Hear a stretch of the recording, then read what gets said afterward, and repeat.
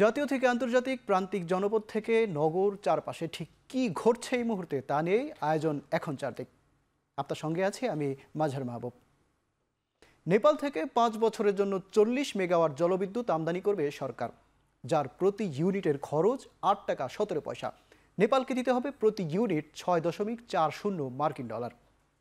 ভারত হয়ে বিদ্যুৎ আসবে বলে দেশটিকে ট্রেডিং মার্জিন হিসেবে দিতে হবে ইউনিট প্রতি 0.059 রুপি। ভারতকে ট্রান্সমিশন খরচও দিতে হবে, তবে তার খরচ এখনও নির্ধারিত হয়নি। সব মিলে 15টি প্রস্তাবের অনুমোদন দিয়েছে ক্রয় সংক্রান্ত মন্ত্রিসভা কমিটি। সচিবালয় কমিটির সভায় জুলাই থেকে ডিসেম্বর পর্যন্ত সিঙ্গাপুর থেকে জ্বালানি তেল কেনার অনুমোদন দেওয়া হয়। সেখানে শুধু জাহাজ ভাড়া পড়বে 13,876.53 কোটি টাকা। আর টিসিবির মাধ্যমে সরকার স্থানীয়ভাবে ডাল ও ভোজ্য তেল কিনবে। মসুর ডাল কিনবে 10,000 টন, যাতে খরচ হবে 205 কোটি টাকা।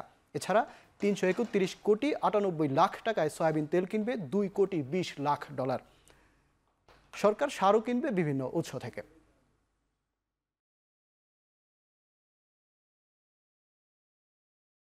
নেপাল থেকে বাংলাদেশে 40 মেগাওয়াট বিদ্যুৎ আমদানির নিমিত্তে সরাসরি ক্রয় পদ্ধতিতে 40 মেগাওয়াট বিদ্যুৎ ক্রয় 5 বছরের জন্য।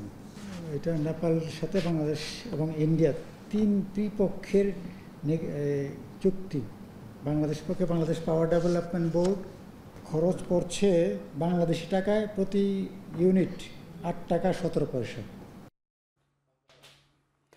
এবার ঈদুল আজহায় যানজট নিরসনে ড্রোন ব্যবহার করবে হাইওয়ে পুলিশ। সতর্ক থাকতে বলা হয়েছে জেলা পুলিশকেও। এছাড়া গার্মেন্টস পণ্য চুরি ঠেকাতে ঢাকা চট্টগ্রাম মহাসড়ক সিসিটিভির আওতায় আনা হয়েছে বলে জানিয়েছেন স্বরাষ্ট্রমন্ত্রী আসাদুজ্জামান খান কামাল। আগামী দিনগুলিতে কার্যক্রম আরও বেগবান করবে, এটাই আমরা আশা করি। মহাসড়ক কেন্দ্রিক জনগণের যানবাহনের নিরাপত্তা বিধান করবে, হাইওয়ে সুন্দর থাকবে, নিরাপদ থাকবে, এটা আমরা বিশ্বাস করি। শুধু হাইওয়ে যানজট নয়, হাইওয়ের পুলিশের অনেক কাজ রয়েছে সেখানে। চুরি ডাকাতির পাশাপাশি স্মাগলিং বন্ধ করাও হাইওয়ে পুলিশের একটি কাজ। যানবাহন যাতে যথাযথভাবে চলে, এবং এবারও আমরা বড় ধরনের পরিকল্পনা নিয়েছি ঈদের যানজট যাতে না হয়ে একটা সুন্দরভাবে সমস্ত নাগরিকবৃন্দ যাতে যার গন্তব্যে যেতে পারেন।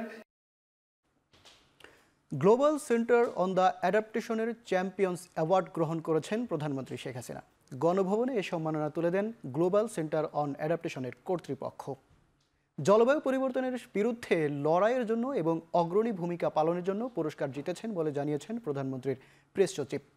গ্লোবাল সেন্টার অন দ্য অ্যাডাপ্টেশনের প্রধান নির্বাহী কর্মকর্তা অধ্যাপক প্যাট্রিক ডি ভারকুইজেন প্রধানমন্ত্রীর সঙ্গে সৌজন্য সাক্ষাতের সময় তার হাতে এ পুরস্কার তুলে দেন। প্রধানমন্ত্রীর প্রেস সচিব মোহাম্মদ নাইমুল ইসলাম খান এক প্রেস ব্রিফিংয়ে বলেন, স্থানীয়ভাবে প্রণীত জলবায়ু অভিযোজন কর্মসূচি গ্রহণে অগ্রণী ভূমিকা পালনের জন্য বাংলাদেশকে এই পুরস্কার দিয়েছে তারা।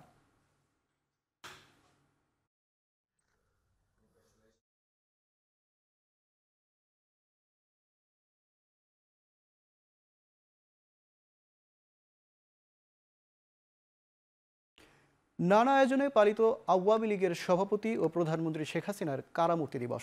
এ উপলক্ষে এনএসইউতে কারাগার থেকে কারামুক্তি, বঙ্গবন্ধু থেকে শেখ হাসিনা শীর্ষ সেমিনার অনুষ্ঠিত হয়।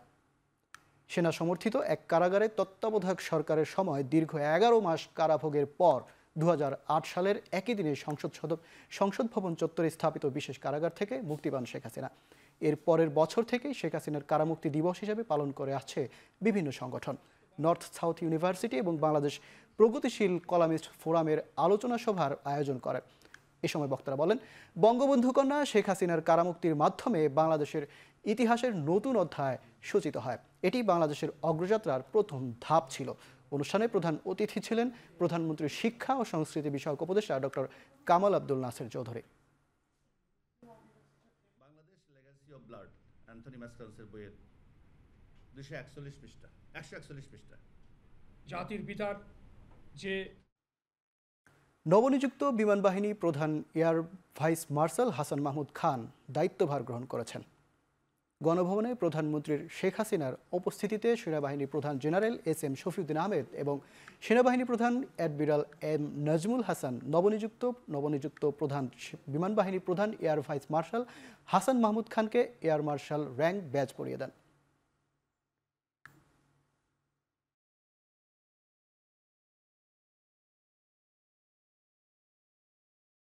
পরবর্তী সেনাপ্রধান হিসেবে দায়িত্ব পেয়েছেন লেফটেন্যান্ট জেনারেল ওয়াকারুজ্জামান। প্রতিরক্ষা মন্ত্রণালয় এই নিয়োগের আদেশ জারি করেছে বলে সংবাদ বিজ্ঞপ্তিতে জানিয়েছে আইএসপিআর। জেনারেল হিসেবে পদোন্নতি পেয়ে আগামী 23 জুন থেকে 3 বছরের জন্য সেনাপ্রধান হিসেবে দায়িত্ব পালন করবেন তিনি। এতদিন তিনি চিফ অব জেনারেল স্টাফ হিসেবে দায়িত্ব পালন করে আসছিলেন। ওয়াকারুজ্জামান সেনাপ্রধানের দায়িত্বে জেনারেল SM শফিউদ্দিন আহমেদের স্থলাভিষিক্ত হবেন। 2021 সালের 24 জুন থেকে এই দায়িত্ব পালন করছেন শফিউদ্দিন আহমেদ।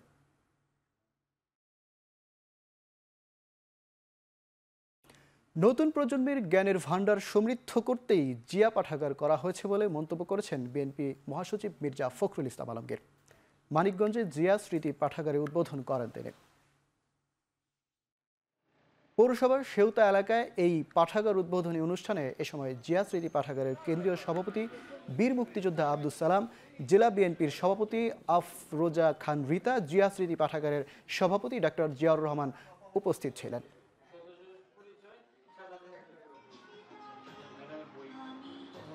ইতিহাস জানা দরকার, দেশের ভূগোল জানা দরকার, রাজনীতি জানা দরকার, আর সেই সঙ্গে আপনার বিজ্ঞানের ছাত্র দরকার, বিজ্ঞানের সম্পর্কে জিনিসগুলো জানা দরকার, আবিষ্কারগুলো সম্পর্কে জানা দরকার, সমাজকে জানা দরকার।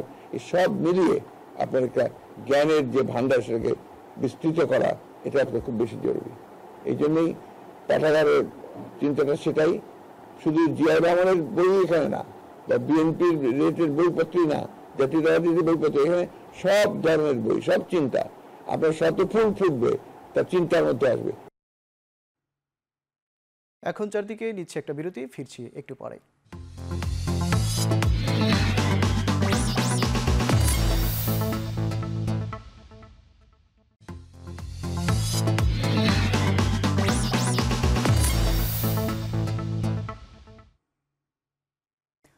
বিরতির পর ফিরে এলাম। আপনারা দেখছেন এখন চারদিক। শেয়ারবাজারে বিনিয়োগকারীদের মূলধনী আয়কে অন্তত 1 বছর করমুক্ত রাখার আহ্বান জানিয়েছেন ডিএসই ব্রোকার্স অ্যাসোসিয়েশনের সভাপতি সাইফুল ইসলাম। বাজেট পরবর্তী সংবাদ সম্মেলনে আরও কিছু প্রস্তাবনা তুলে ধরে সংগঠনটি। কমপ্লেক্স একটা ট্যাক্স স্ট্রাকচার যদি এনে দেই, আমাদের এখানে আমরা সবাই জানি যে 80% investors are the retail investors. It's a retail driven market. Retail ইনভেস্টারদেরকে যদি আমরা একটা কনফিউশন মধ্যে দিয়ে দিই as far as the tax is concern, তাহলে আমাদেরকে বিনিয়োগকারী ধরে রাখা খুব মুশকিল হবে।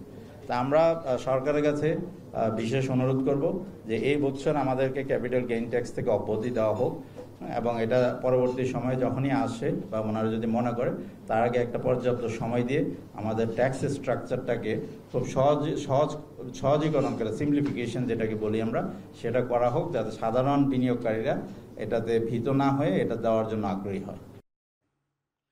সারা দেশে কত রোহিঙ্গাকে ভোটার করা হয়েছে তদন্ত করে তার তালিকা দাখিলের নির্দেশ দিয়েছেন হাইকোর্ট। আগামী 8 আগস্টের মধ্যে এই তালিকা দাখিলের জন্য নির্বাচন কমিশন, স্থানীয় সরকার সচিব, কক্সবাজারের ডিসি সহ সংশ্লিষ্টদের এ নির্দেশ দেওয়া হয়েছে।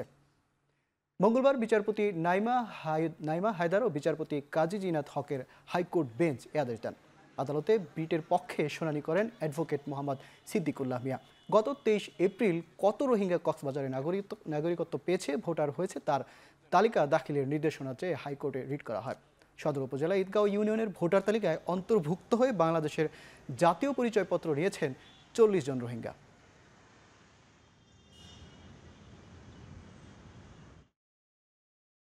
চাঁদপুরের হাজীগঞ্জে পিকআপ ও সিএনজি চালিত অটোরিকশার মুখোমুখি সংঘর্ষে স্বামী স্ত্রী সহ 3 জন নিহত হয়েছেন।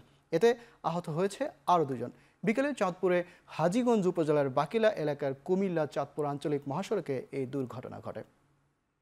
পুলিশ জানায় যাত্রীসহ একটি সিএনজি চালিত অটোরিকশা হাজীগঞ্জ থেকে চাঁদপুরের উদ্দেশ্যে যাচ্ছিল।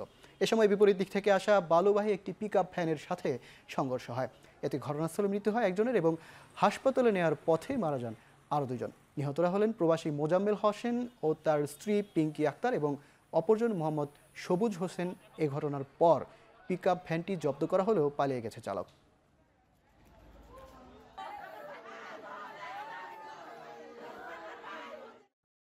শেষ করছি এখন চারদিক। এখন টেলিভিশন ওয়েবসাইটে দেখতে ভিজিট করুন www.ekhon.tv। এখন টেলিভিশনে ফেসবুকে দেখতে ভিজিট করুন facebook.com/tvn। tv.এখন। ইউটিউবে এখন টেলিভিশন দেখতে ভিজিট করুন youtube.com/c/এখন tv।